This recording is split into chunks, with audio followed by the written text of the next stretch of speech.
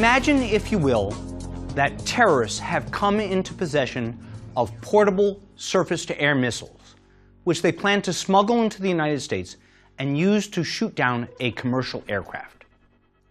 One unfortunate fact about manned portable missiles, or manpads, is that they can operate outside the security perimeter of most airports and are hard to spot from the ground. So in our scenario, the Department of Homeland Security advises the President to deploy drones above major airports to spot the terrorists on the ground before they fire. Another government agency, the Federal Aviation Administration, prohibits drone flights near airports. But these government surveillance vehicles will have extra safety precautions, such as next-generation sense and avoidance sensors, and so they've been granted an emergency waiver.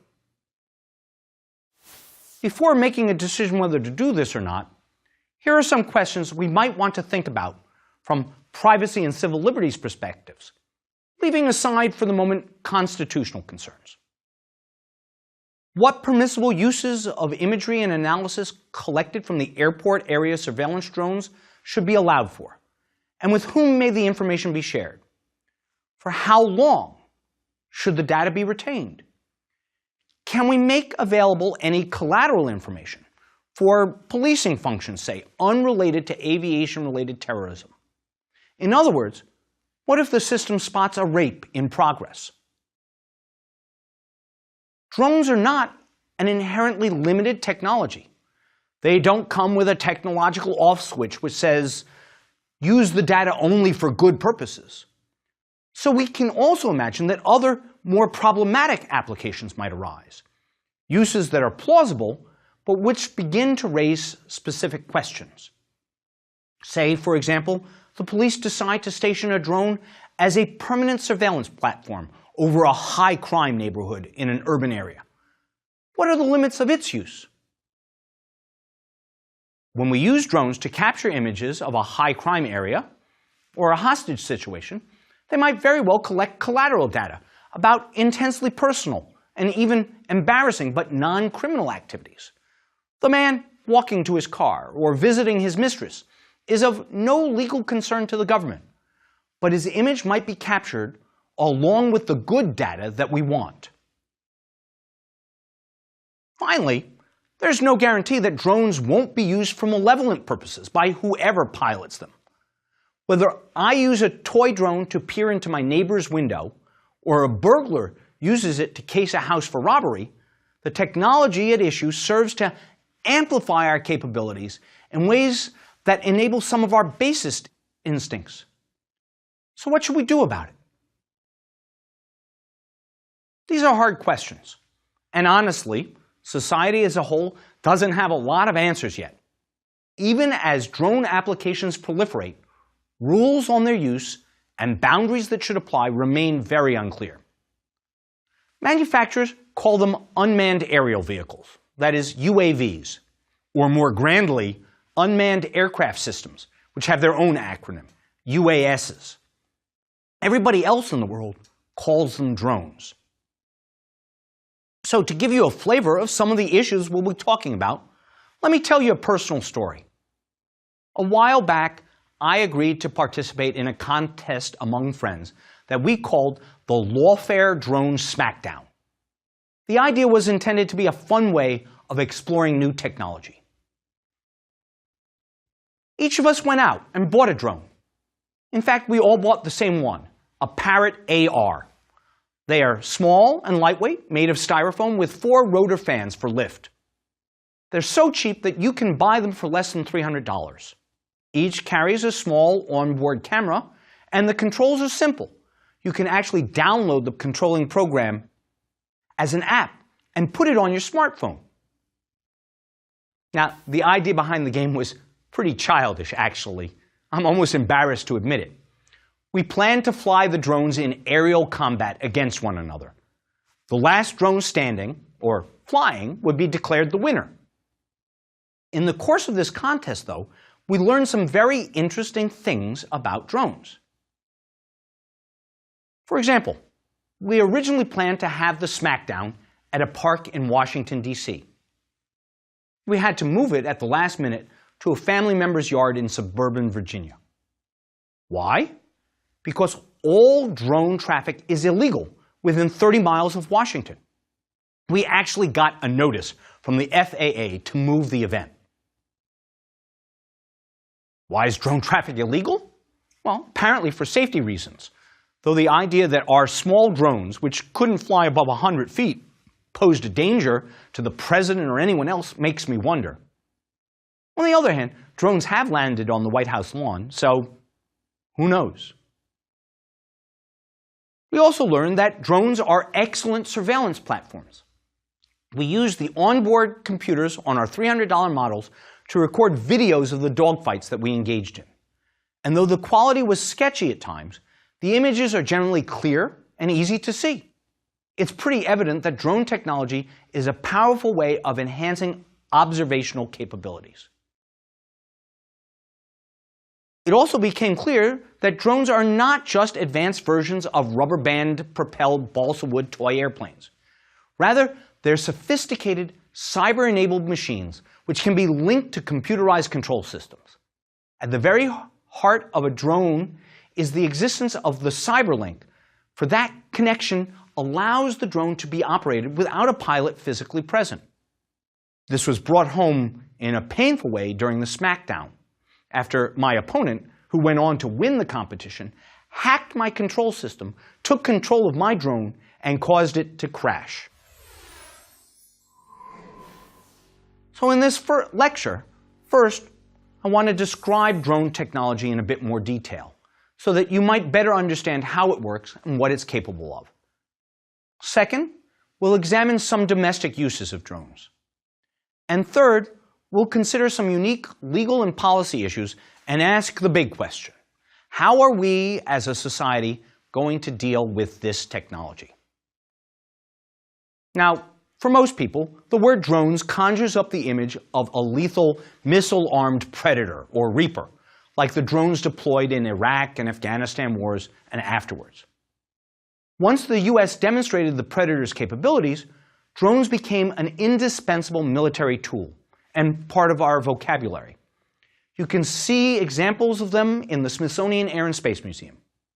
But military drones are but a small fraction of the type of drones used in the United States and around the world today. The Israelis were the first to design the modern glider-type drone in the 1970s. They built small, lightweight devices, making them inexpensive to build and difficult to shoot down. Larger drones soon followed, and today, some of them are quite large. Thousands of drone platforms now exist for a wide variety of purposes, from scientific research to military operations. Drones are employed by governments and by the private sector. Drones themselves are unmanned, but controlled by a human operator. These remote operators typically are highly skilled and must be trained for their particular missions. In the military, for example, drone pilots learn how to carry out intelligence, surveillance and reconnaissance missions, and also how to conduct and respond to electronic attacks, and how to implement strike missions with weapons, and conduct search and rescue operations, so on. For the military, remote piloting greatly reduces the risks to US personnel and makes the vehicles cheaper to produce. This latter point often gets overlooked. Although drones are unmanned, trained crews steer the craft, analyze the images that the cameras send back, and act on what they see. In the military context, that might mean firing missiles at a surveilled target. In a civilian context, it might mean taking photographs. Put another way, drones are not autonomous, at least not yet. A human is always in the loop of control. Now, the control base for this remotely piloted vehicle can be anywhere that you're able to establish a communications link. It's well known that most of the drone missions in Afghanistan were controlled from Creech Air Force Base in Nevada, although takeoffs and landings typically were handled locally. Indeed, the control system is the most sophisticated, or perhaps intricate is a better word, part of the system. Commands from the controller are encrypted and uplinked to satellite, which then downlinks the commands to the drone. As an aside, one of the most significant cyber losses America has suffered in recent years occurred when, for a brief period of time, someone, and we suspect the Chinese, cracked this encryption system and was reading the drone communication traffic. Drone sensor data flows back along the same channel. Or if you want, the sensor data can be directly shared with others. So when a Reaper drone takes pictures over Afghanistan, the downlink of video data can go straight to troops on the ground, even though the orders directing it would be coming from the United States. Another aside, drones are actually quite slow. Even famous ones like the Predator don't go faster than 135 miles per hour. And civilian drones, like the Parrot I bought, move along at a pokey 10 miles an hour maximum. But though they're slow, they're also quite durable. The Navy's 131-foot Triton drone has flown completely across the country at 50,000 feet without stopping. So now that we know how they work, let's talk a bit about what drones do. First, there are the military applications. In 2015, the Pentagon reportedly controlled some 7,000 military-grade drones, up from fewer than 50 at the start of the 21st century. These have been used increasingly in military missions overseas, first running reconnaissance, and then targeting al-Qaeda operatives in Afghanistan, Iraq, Pakistan, Somalia, Yemen, and elsewhere. Meanwhile, hostile groups such as the Islamic State of Iraq and al-Sham, or ISIS, as well as Hamas and Hezbollah, are said to have obtained their own drones. The inevitable result of such proliferation is that malevolent uses could become a problem in the United States. As was reported in Wired magazine not long ago, a $400 remote-controlled quadcopter landed on the White House grounds. Fortunately, it was unarmed, but it need not have been. Adding to such concerns, a recent government exercise demonstrated that a quadcopter could be strapped to 3 pounds of an inert explosive and turned into a flying bomb. It was the DJI Phantom II, a slightly newer version of the drone that landed at the White House. Another military exercise pitted $5,000 worth of drones against a convoy of armored vehicles. And according to Wired, the drones won. So now let's turn our focus to some domestic uses of drones. The Department of Homeland Security uses drones, for example, for border patrol security. These vehicles conduct surveillance of areas and routes that are inaccessible to regular patrols. Likewise, we use drones over the ocean to maintain maritime domain awareness and to track shipping heading to the United States. We use drones for emergency preparation and disaster response. Before the next hurricane hits, drones will have planned evacuation routes and anticipated vulnerable locations. In the immediate aftermath of a major storm, they also allow us to observe the catastrophic effects and begin remediation planning. And drones can even provide emergency restoration of cell phone coverage. And by providing a visible police presence, they deter criminal behavior in unpatrolled areas. United Nations peacekeepers are using drones for the same sorts of reasons. In agriculture, farmers use drones to monitor crop growth at a local level, and in greater detail than might be provided, for example, by satellite photos. Drones have even been used as a replacement for crop dusting airplanes, as a way of spraying pesticides and eradicating pest infestation. Meanwhile, scientists and environmentalists are increasingly using drones for environmental monitoring as well. With these aerial vehicles, we can track wildlife, monitor droughts and flooding, and watch the stability of locks, dams, and levees in remote areas. When I was in Yellowstone recently, I saw drones being used to track the wild bison. And I also saw signs that prohibited all the visitors from flying drones in the park. With the right equipment, drones can sample the pollution over cities and test concentrations of carbon dioxide in remote locations. They might even fly into the eye of a hurricane without risking human life. In short, Anywhere that humans can go or might want to go to see or do something is potentially a place where drones can lead us. One of the most interesting commercial applications is the use of drones by news-gathering operations. Drones are much cheaper to operate than traffic helicopters, and when large demonstrations occur, like a march on Washington or a riot, for example, they can provide a safe platform for news gathering. Of course, drones are also going to be used by paparazzi to stalk celebrities. Film crews are another big user. Drones are cheaper and easier to use than helicopters. One great application of the drone was a viral video produced by BBC on the 70th anniversary of the liberation of Auschwitz. The use of the drone to take the footage made the vision quite dramatic. Meanwhile, in Minnesota, a company began delivering beer to ice fishermen out on the frozen northern lakes. And in Singapore, a restaurant is using drones to deliver food and drink to its customers. Big retailers and package delivery services are interested in drones as distribution vehicles to reach customers. Unfortunately for the Minnesota fishermen, at least for now, the FAA has stopped the beer deliveries.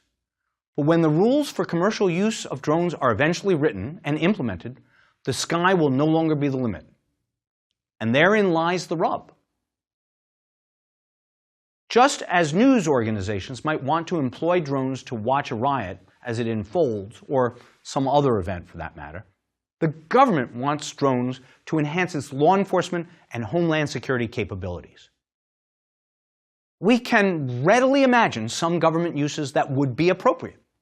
Say, SWAT team reconnaissance during a hostage situation, or in the same way that police helicopters are currently used in hot pursuit of a suspect. During the riots in Baltimore, after the death of the police arrestee Freddie Gray, law enforcement authorities used drones and airplanes equipped with sophisticated detection equipment to monitor the volatile situation. We can also imagine drones being useful for search and rescue missions. But still, because of their surveillance capabilities, drones could impinge upon personal privacy and other civil liberties without proper legal guidelines and oversight. Like swarming motor scooters on the ground, the proliferation of drones in our skies might also threaten aviation safety. We can prohibit certain uses altogether, of course. Using a drone to case a house for burglary will still be a crime, just as burglary is now. And it's a near certainty that the peeping Tom laws will be modified if they need to be to include a prohibition on drones. But hard questions will come from mixed uses. Instances where data collection includes collateral collection of information and imagery. Market predictions suggest that the manufacture and sale of drones will be a multi-billion-dollar industry. Whether we like it or not, drones are here to stay. Given their utility, it seems far more likely that we will control drone use through rules and regulations rather than ban them. First, there will be safety regulations. When first presented with the question, an administrative law judge said that absent written rules, the Federal Aviation Administration could not regulate drones, since the court viewed them as being no different than model aircraft. That led the FAA to issue its first commercial drone license in June 2014 to BP, the former British Petroleum, which had requested permission to use a 13-pound drone to survey its equipment and pipelines in Prudhoe Bay, Alaska. At the same time it issued that first license, the FAA moved to restrict everyone else who didn't have one. Later, the FAA issued a draft of its proposed rules for hobbyists, like my friends at the Smackdown. They proposed that we can freely fly our small, remote-controlled drones weighing less than 50 pounds so long as the drones stay away from airports, keep below 400 feet, and remain within the controller's sight. Anyone else, including news organizations and the package express companies and the retailers, would have to wait for new regulations or get a one-off exemption. Few exemptions have been issued, initially mostly for closed movie sets. It's possible that a final rule might require the operators of large drones to obtain airworthiness certificates and fly them with licensed pilots. Those types of requirements would be quite expensive. In the meantime, for as long as the current general prohibition stands, the ice fishermen in Minnesota will have to go and get their own beer. Privacy and civil liberties pose still more interesting issues and questions. On one side are some academic researchers who've been following the FAA debate. They contend that the FAA imposed restrictions on drones will jeopardize their work and undermine basic education. Paul Voss, an associate professor of engineering at Smith College in Northampton, Massachusetts, who coordinated a protest letter signed by nearly 30 researchers, wrote, "Aircraft are being defined so broadly that it leaves no space for innovation. If you go to Walmart and buy a 15-inch remote-controlled helicopter and use it for fun, it's a toy. But if you use it for education or research from 4 feet off the grass, it's an unmanned aircraft system and not allowed to fly." On the other side of the coin is the state of California. California's legislature adopted a law requiring police departments throughout the state to get a warrant from a judge in almost every situation where they might use a drone, except for emergencies like a hostage taking. Nor is it just the government we're worried about. In Kentucky, a man used his gun to shoot down an $1,800 drone that was hovering roughly 200 feet up over his neighbor's house. He was arrested for criminal mischief and violating an FAA regulation against shooting down an aircraft. But the shooter said that the drone was invading his privacy and stalking him, laws that might apply when a drone with sensors hovers over your yard without your permission. Supreme Court Justice Sonia Sotomayor told a law school class in prepared remarks recently, "There are drones flying over the air randomly that are recording everything that's happening on what we consider to be our private property. I don't like the fact that someone I don't know can pick up, if they're a private citizen, one of these drones and fly it over my property." Now, I can see both sides of the argument, and by now I'm certain you can as well. So this brings us back to the scenario I outlined at the beginning of the lecture, in which the United States government hypothetically is responding to intelligence that terrorists have come into possession of man-portable surface-to-air missiles, or MANPADS, and that they plan to smuggle the explosives into the country and use them to target commercial aircraft. I've borrowed and modified this scenario from a symposium conducted by the Journal of National Security Law and Policy, where I'm a senior editor. The drones in our scenario are state-of-the-art. For one thing, let's give them automatic target recognition signal processing capability to enable the detection and identification and classification of possible portable missiles. In other words, the digital pictures they capture can be used to automatically identify possible threats. And to add to the challenge, let's make them capable of tracking suspicious movements. For example, subjects of FBI terrorism investigations from geolocation data collected off of smartphones and tablets. And let's say that they can flag suspicious activity, say vehicles operating erratically, capturing related license plate information and tracking the vehicles in question. In other words, a platform with the whole 9 yards of new surveillance technology. Now let's imagine that while on patrol for counter-terrorist purposes, the drone spots images that might convey a drug deal. Or they could be just pictures of 2 guys meeting in the woods. Should the analysts who collect this data share it with the local police department? On the one hand, the answer seems clearly to be yes. We don't want government officials to turn a blind eye during the course of their duties to crime they happen upon. The Fourth Amendment likely would be no legal barrier to sharing the information. The Fourth Amendment prohibits unreasonable searches and seizures. In the context of the regulation of police activities, we sometimes define reasonableness by what is called the plain view doctrine. That is, the idea that if the police are lawfully in a place for one purpose, then evidence of other crimes they see in plain view is fair game. Their actions in being there are reasonable, so the results of their observation is lawful, wherever the evidence may lead them. The classic example of this is when the police respond to a call reporting, say, domestic violence, and lawfully enter a house only to see narcotics or a marijuana plant in plain view.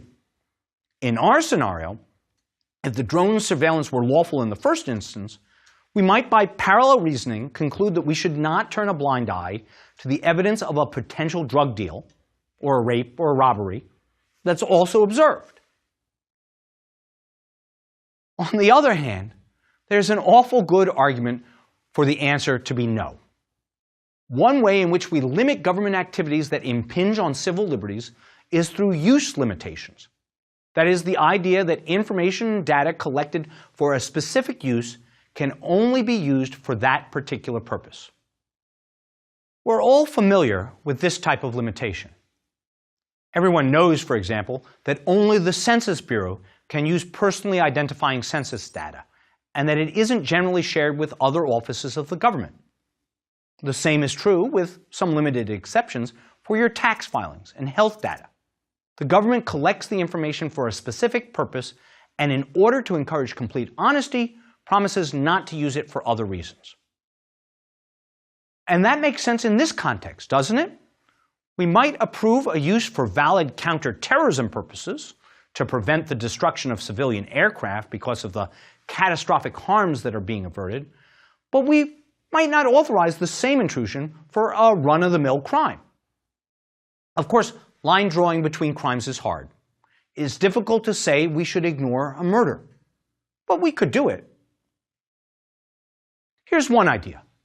Let's pass a law that would authorize data collected for counterterrorism purposes, as in our hypothetical, to be shared with the police for other purposes only if those purposes involved responding to or otherwise preventing or mitigating an imminent threat of death or serious bodily injury. So murder and rape would get a response, but drug trafficking would not. Even that application requires judgment, of course, but as you can see, we can imagine ways of constraining sharing that aren't nonsensical.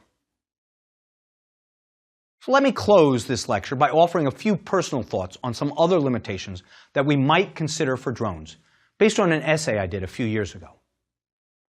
The use of drones in a military capacity, while armed, should be severely restricted to situations of actual invasion or insurrection. The use of drones for domestic surveillance of First Amendment activity, that is, freedom of speech and freedom of assembly, should be considered fundamentally at odds with U.S. constitutional principles and prohibited. Drones equipped with novel sensor arrays, like, say, a new facial recognition technology, would not be permitted absent a clearly demonstrated need and a careful consideration of countervailing privacy and civil liberties concerns. Drones would not be used as a platform for the collection of massive, unstructured data sets, say the long-term surveillance of an entire community that's a high crime area, because that type of collection could form the basis for sophisticated tracking and behavioral analytics. And drones would be considered unsuitable for use as a routine means of surveillance in non-threatening situations. For all of these ideas, value judgments and choices need to be made. So Congress has to be engaged. After all, these are interesting, difficult, and indeterminate choices we will be making. And isn't that what our elected representatives are for? Technology and the law need to be harmonized to ensure that the state remains secure and its people remain free.